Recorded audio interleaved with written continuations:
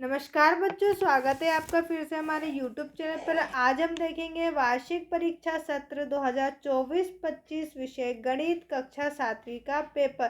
तो बच्चों, वीडियो को शुरू से अंत तक ज़रूर देंगे क्योंकि इसी पेपर में आपको सभी प्रश्न बताऊंगे और सभी प्रश्न को हम हल भी करेंगे। तो वीडियो को शुरू से अंत तक ज़रूर देखें। अगर आप नए हैं तो हमारे चैनल को सब्सक्राइब करें, साथ ही साथ वीडियो को लाइक भी करें। तो चलो बच्चों, बढ़ते हैं हम अपने प्रश्न की ओर, जहाँ सबसे पहले आपको दिया गया है बहुविकल्पी प्रश्न। प्रश्न नंबर 1 बच्चों आपसे पूछा 1/8 गुणित 48 का मान होगा।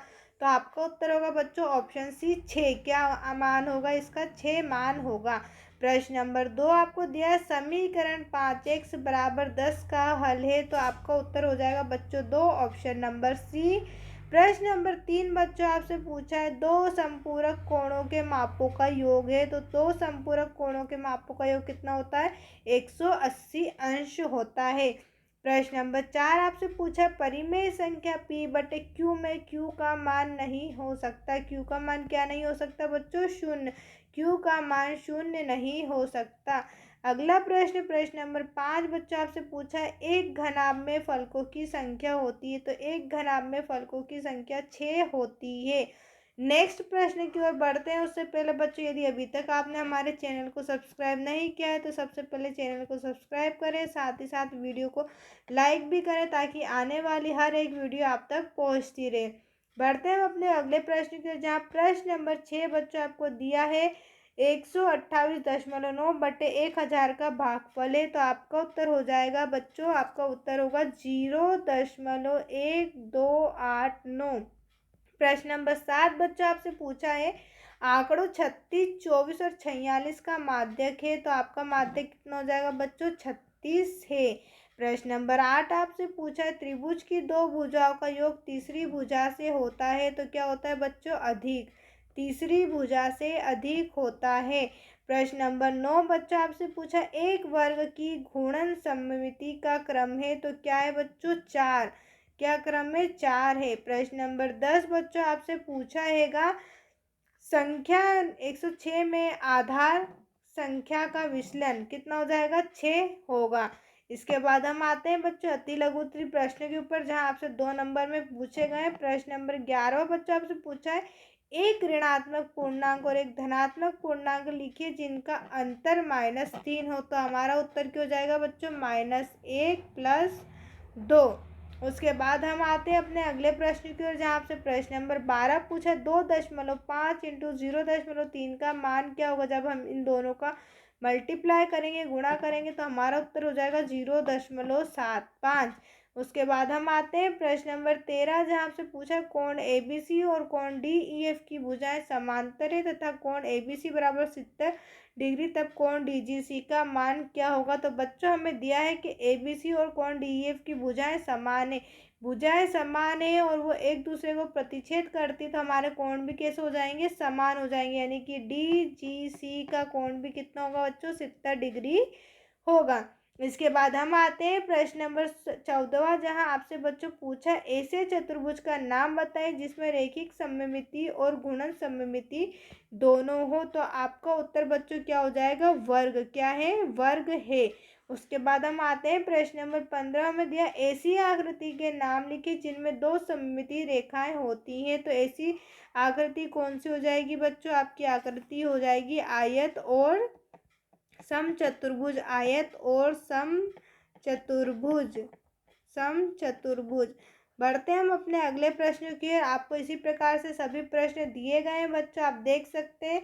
तो आइए हम इन सभी के प्रश्नों के सॉल्यूशन यानी कि इनका उत्तर भी देख लेते हैं। प्रश्न नंबर 16 आपको दिया है यदि 3-3 सेंटीमीटर विमा वाले दो घनों को परस्पर सटाकर रखा जाए तो परिणामी घनाभ की विमाएं क्या होंगी? 3-3 सेंटीमीटर दो घनों को परस्पर सटाकर रखना।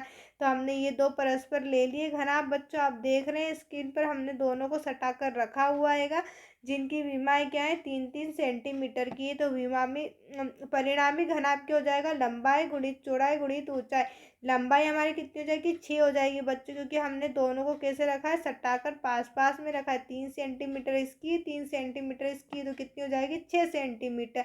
चौड़ाई हमारी कितनी रह जाएगी बच्चों? चौड़ाई हमारी 3 सेंटीमीटर रह जाएगी और ऊंचाई भी हमारी 3 सेंटीमीटर रहेगी।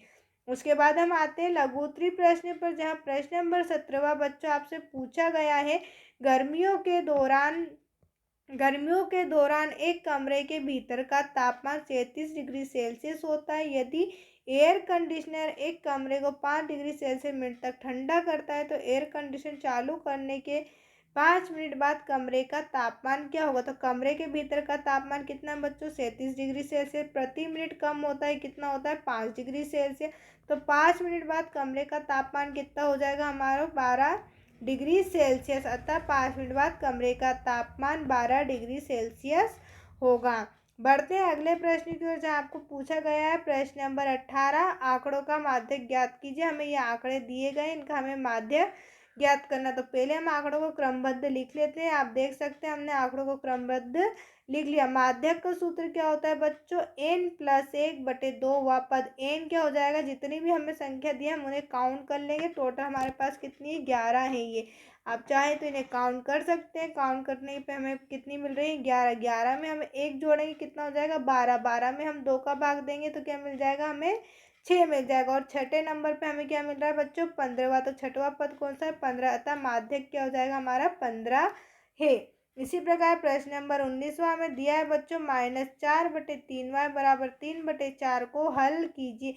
तो जब हम इसे हल करेंगे, सॉल्व करेंगे, तो हमारे पास y की वैल्यू कितनी जाएगी, y का मान हो जाएगा -16/9। ये हमारा उत्तर होगा।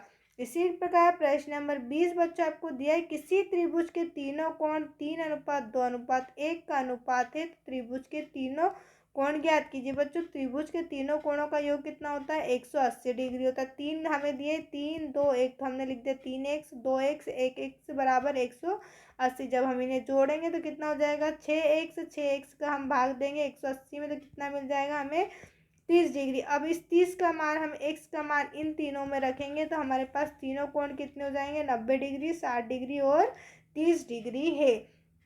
प्रश्न नंबर 21 बच्चों हमें दिया गया, रेहाना किसी स्थान ए से पूर्व दिशा में एक सही 3/4 किलोमीटर चलती है तथा फिर वहां से पश्चिम दिशा में एक सही 1/2 किलोमीटर चलती है, तो उसकी ए से दूरी क्या होगी।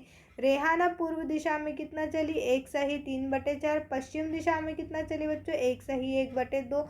इन दोनों को हम घटा देंगे। जब इन दोनों को हम घटाएंगे तो हमारा सोल्यूशन में कितना आंसर आ जाएगा, 1/4। यानी कि रेहाना ए से कितनी दूरी पर है, 1/4 किलोमीटर की दूरी पर है। इसी प्रकार प्रश्न नंबर 22वां हमें दिया, एक न्यूनन पूर्णांक विधि से 46 गुणित 99 का गुणा कीजिए। तो 46 गुणित 99, 46 में से हम एक को घटाएंगे, क्या मिलेगा हमें, 45।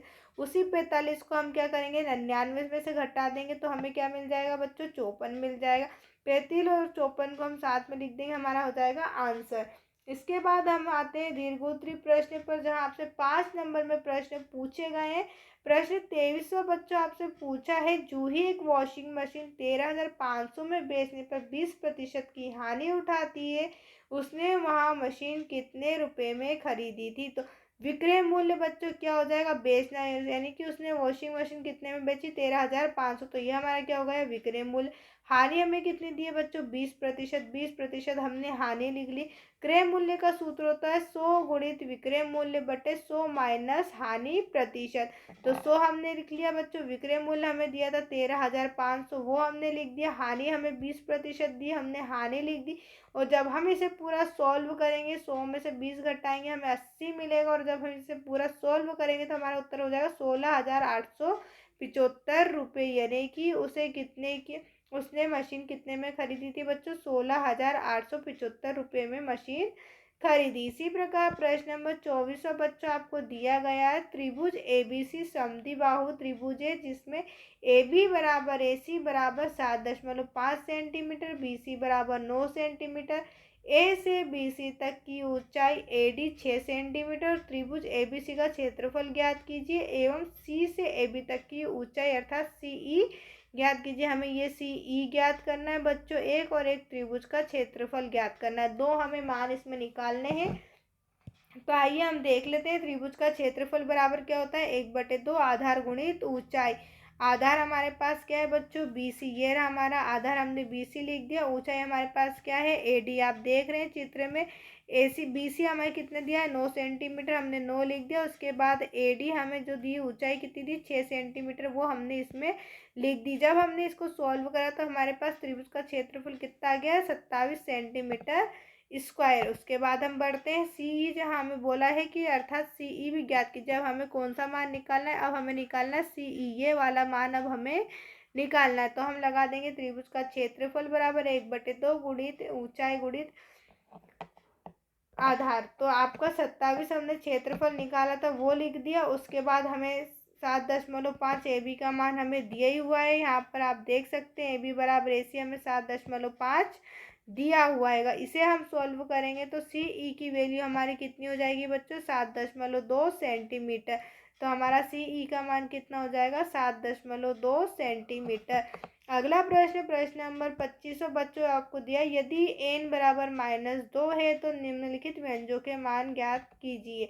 अब हमें क्या दिया है बच्चों n बराबर -2, जहाँ जहाँ प्रश्न में n है हम वहाँ क्या लिख देंगे -2। तो 5n-2 हमने n की जगह क्या लिख दिया बच्चों -2, तो उत्तर क्या हो गया -12। इसी प्रकार सेकंड इक्वेशन, सेकंड दूसरी समीकरण में भी हम क्या करेंगे n की जगह -2, हमने देखो n की जगह -2 रखा है, तो सेकंड समीकरण का मान कितना हो जाएगा 8। इसी प्रकार तीसरी समीकरण में भी हम n की जगह क्या रख देंगे बच्चों -2, तो हमारा उत्तर क्या हो जाएगा 0। तो ये हमारा हो गया उत्तर। उसके बाद हम आते सबसे लास्ट प्रश्न, आखिरी प्रश्न बच्चों आपसे पूछा है प्रश्न नंबर 26वां, सरल कीजिए और उत्तर को घातांक के रूप में लिखिए। तो हम क्या करेंगे 2 की घात 3 फिर उसकी घात 3 है, दोनों का मल्टीप्लाई करेंगे तो कितना हो जाएगा 9, 3 का 3 में मल्टीप्लाई करा कितना हो गया 9 हो गया।